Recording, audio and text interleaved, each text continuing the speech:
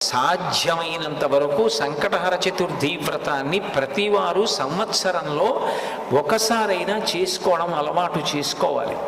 నేను ఎందుకు ఈ మాట అంటున్నానంటే, వేదవ్యాసుడు దేవీ భాగవతం చేస్తూ ఒక మాట అంటాడు, కాలో హి బలవాన్ కర్త సతతం సుఖదుఃఖయో నరాణం పరతంత్రాణం పుణ్య పాపానుయోగత.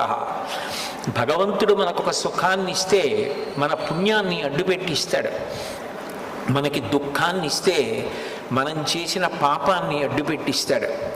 నేను చేసిన పుణ్యమేదో నాకేం తెలుసు, నేను చేసిన పాపమేదో నాకేం తెలుసు, అనుభవంలోకి వచ్చేశాక తెలుస్తుంది.